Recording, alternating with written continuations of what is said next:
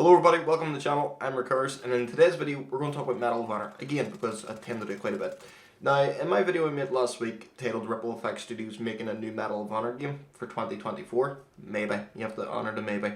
I just really need to say also, before we dive into the video, the gameplay you see in the background is actually fresh gameplay of Medal of Honor Warfighter taken from the Xbox 360. Now, it was a small base match, so it was because we're still building this Discord sort of community within the Medal of Honor Warfighter game, so it is. But I just really need to say, if you want to actually play Medal of Honor Warfighter on the Xbox 360 and you still have this disc, you still have a console, and you see it's dead all the time, please join the Discord, because you can actually find out when we're actually playing games, so you can actually join the games. So it's all open, just join it, get a bit of information on the game. If you like the game and you're disappointed that you can't play it, we're sort of trying to give it a bit of a mini revive, we'll say. So links in the description below, and yeah, let's get back to the video.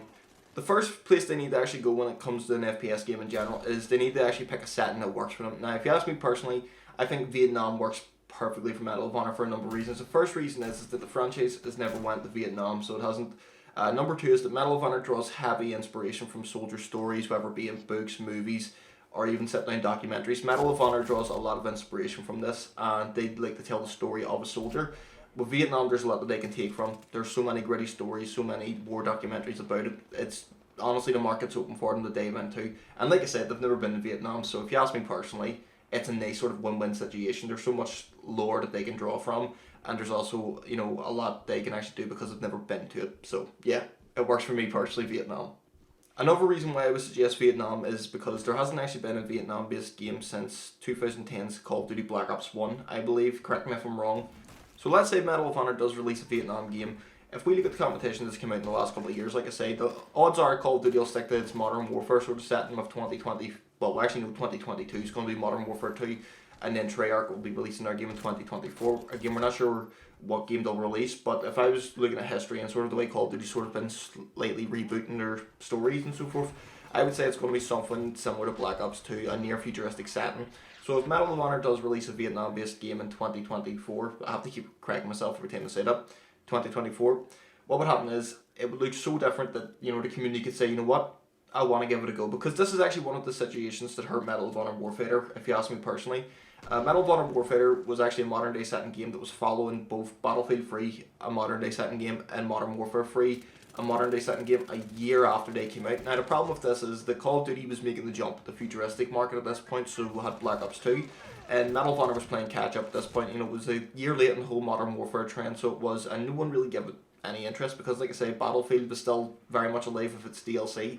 Call of Duty was sort of modern-esque, futuristic sort of setting games where people had their choice to pick from. So Medal of Honor pretty much at the time just sort of fell away. It didn't really work because a lot of people thought, you know what, why would I play this? I have two other modern-day setting games that I know work well, and Call of Duty's making a futuristic jump here.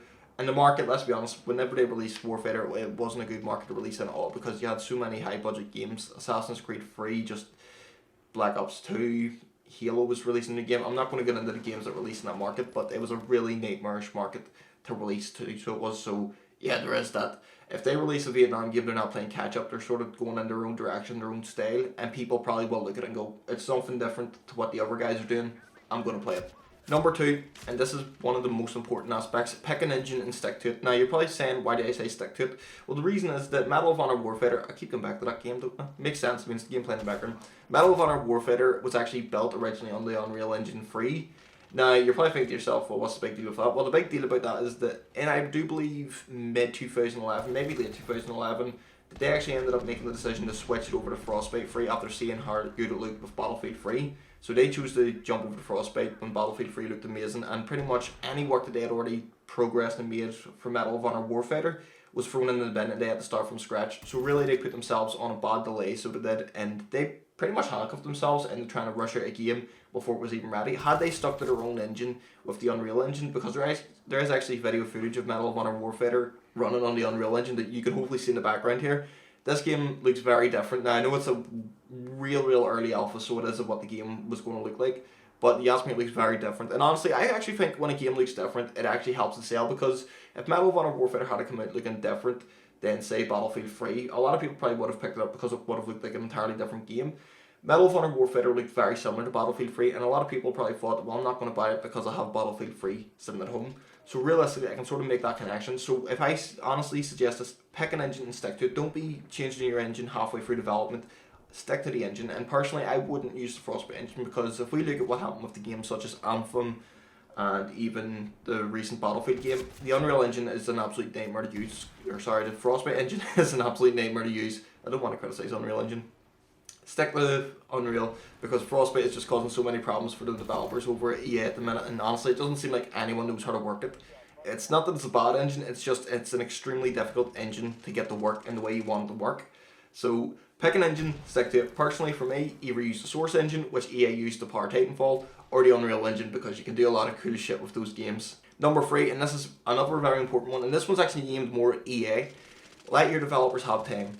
Now, what I mean by that is, if we look at Battlefield 2042, that game is not ready to be released. I mean, they're still having to cause major fixes a couple months into the game's actual release, and realistically, the game, if you ask me, is completely dead.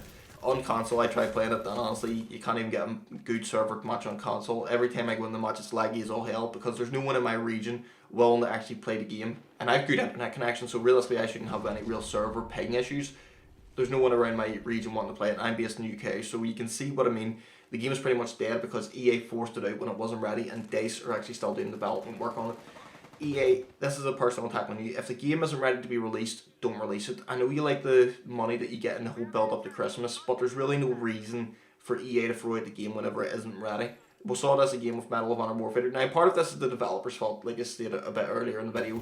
They chose to throw away a lot of the work that they had already done with the Unreal Engine game, because again, whenever you start a game, if you want to change over the engine, you can't just put it into a render and fail. You actually have to build it from scratch again. So they handcuff themselves in that situation. So a bit of the blame on EA goes for them, because they forced the game out before it was ready. But the other part of that goes on the developers of Warfighter at the time, because the game, they pretty much threw it in a situation where it wouldn't be released on time. Well, it would be released, but just wouldn't be finished on time.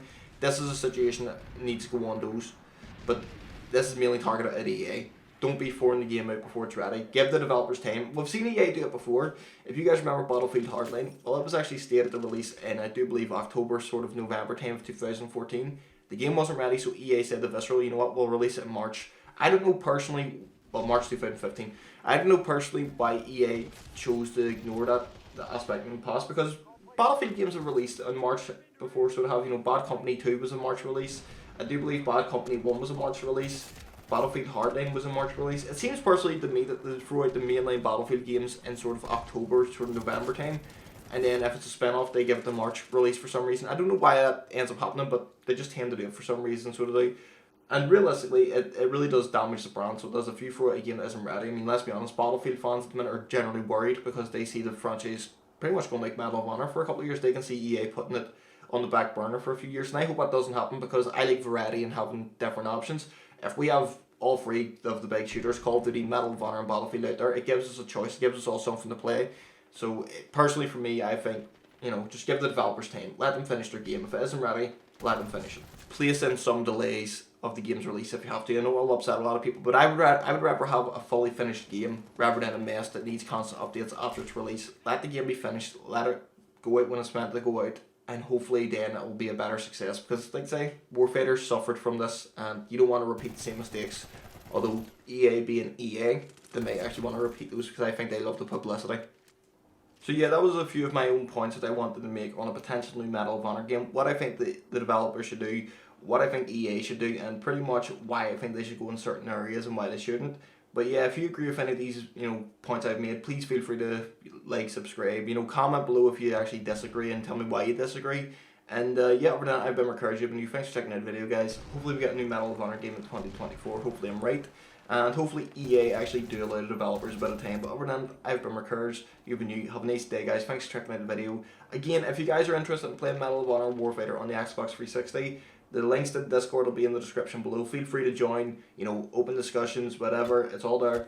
And yeah, have a nice day, guys. Peace. Thanks.